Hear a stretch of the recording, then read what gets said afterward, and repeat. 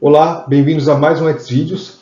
Nessa parte 5, sobre os conceitos básicos, nós vamos falar sobre um resumo da classificação de áreas, né? Tudo que eu falei até aqui, vou colocar para vocês em resumo, tá? Se vocês quiserem saber mais, voltem a alguns vídeos e vejam em detalhes o que significa cada coisa, tá? A origem das terminologias, né? E também falar sobre a identificação nas plantas industriais, seja no projeto, né, no desenho do projeto da planta, seja fisicamente como que a gente identifica uma área potencialmente explosiva. Tá? Antes de começar, gostaria de pedir para vocês que deem um like nesse vídeo, né? Compartilhem a informação para ajudar a distribuir esse conhecimento. Vamos começar.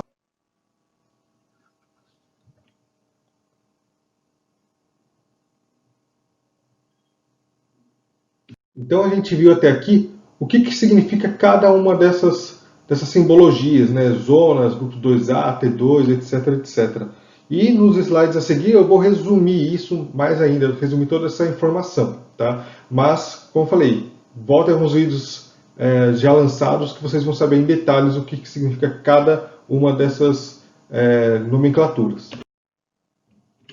Bom, quando a gente fala de classificação por área, né, resumidamente, classificação por zonas, a gente tem aqui na parte de gases, zona 0, 1 e 2, que é definido de acordo com o grau de risco. Se é um grau de risco contínuo, né, onde eu tenho a exposição, essa mistura explosiva por longos períodos ou de forma contínua.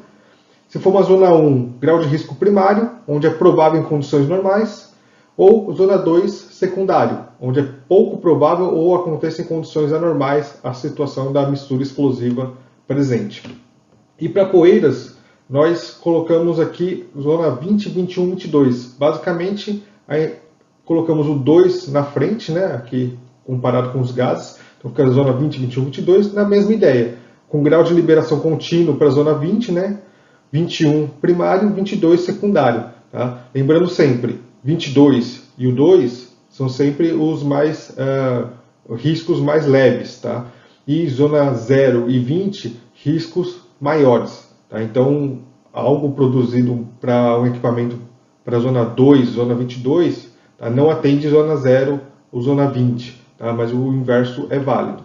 Tá? E também, lembrando aqui que a ventilação pode afetar o grau de risco, tá? E, consequentemente, diminuir a classificação da zona aqui por gases. Tá? Então, você pode sair de uma zona 1 para uma zona 2 ou de uma zona 2 para uma área não classificada. Tá?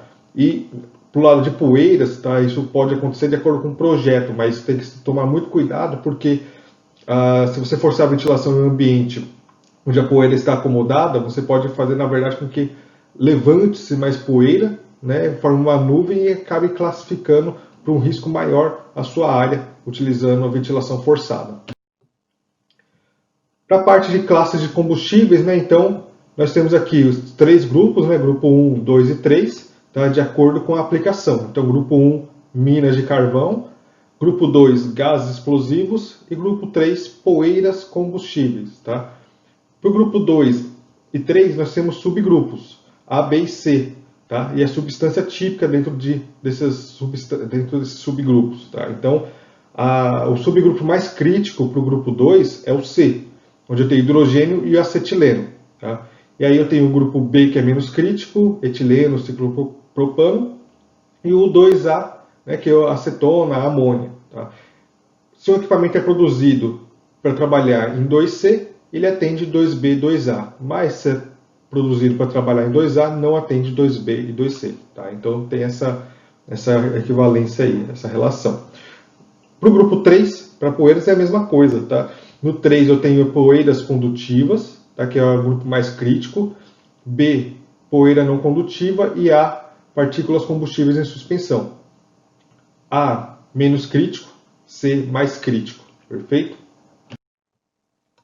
Quanto à classe de temperatura, a gente classifica para gases inflamáveis de T1 a T6, tá? Onde T6 é mais crítico, né? Então, uma área onde eu tenho aqui classificado como 85 graus, né? Eu coloco ali na marcação T6, isso significa que meus equipamentos ali localizados não podem ultrapassar uma temperatura de 85 graus. Por quê?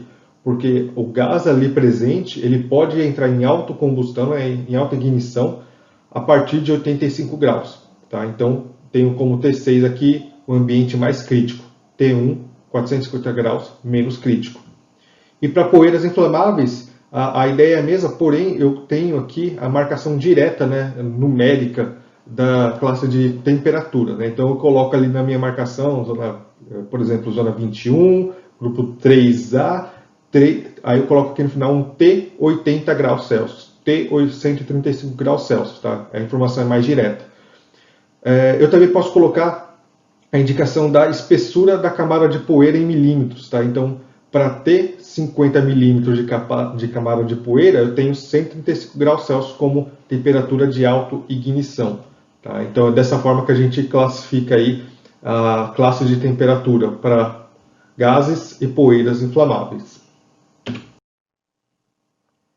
E quando a gente vai fazer um desenho, né, um desenho em 2D aí da nossa planta, né, existem formas de identificar isso, tá, de acordo com a norma, tá, com a NBREC 679-10, tá, para gases explosivos, né, então zona 0, 1 e 2, eu tenho aqui essas bolinhas, né, as achuras, que a gente vai colocar no desenho. Para identificar uma zona 1, eu tenho aqui essas linhas aqui na diagonal, tá? Fazendo o cruzado. E para a zona 2, somente uma linha na diagonal, né? Então, várias linhas aqui para identificar a zona 2. E para poeiras, tá? Também a mesma ideia, só que aqui eu coloco quadrados ao invés de bolinhas, né? Para identificar a zona 20. 21 são várias linhas horizontais e verticais.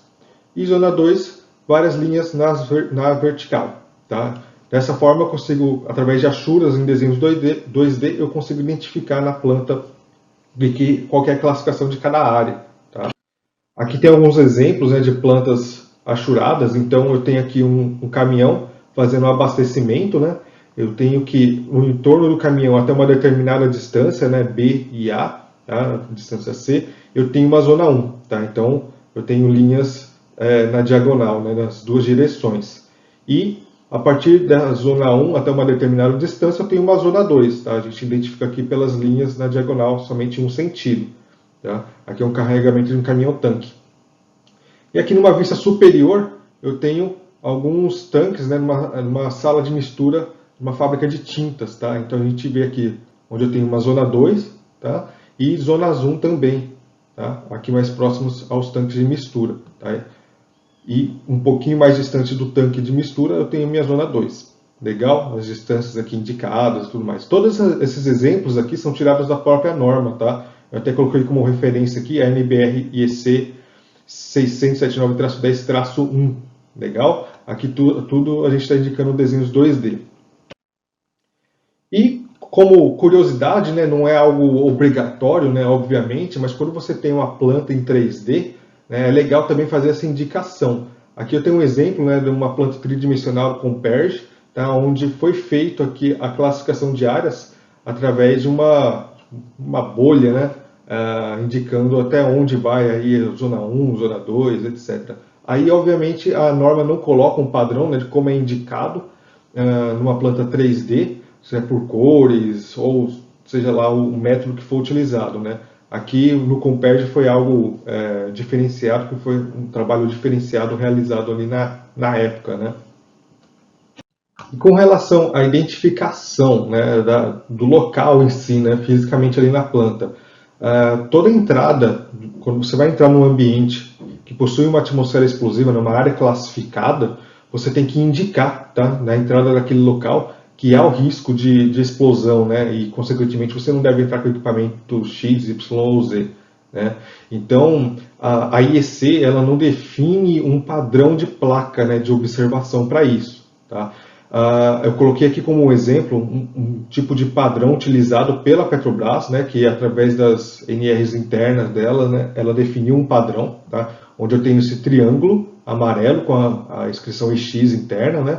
O vermelho externo, a marcação da zona, grupo e classe de temperatura e o desenho de classificação de área. Tá? A ideia aqui é que você tenha menos informações escritas possíveis, tá? Seja mais um desenho, né, de atenção mesmo, né?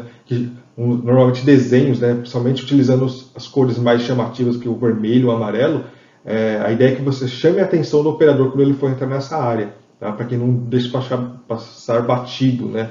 E quanto menos informações escritas, melhor, tá? Porque muita informação escrita acaba poluindo demais as placas, né? E deixando de ser efetivo, tá? Então, aqui é um exemplo de placa utilizado na Petrobras em muitas plantas. Legal? Vamos lá. Pessoal, mais uma vez obrigado por assistir esse vídeo. Aqui eu apresentei para vocês um resumão, né, de classificação de áreas, de tudo que a gente viu até aqui, tá? Para finalizar esse assunto. Espero que tenha sido claro. Tá? Qualquer coisa, deixem suas dúvidas aqui nos comentários. Se gostaram, deem um like e compartilhem essa informação aí com seus colegas para ajudar aí a disseminar esse conhecimento sobre atmosferas explosivas. Tá? Até o próximo vídeo e tchau!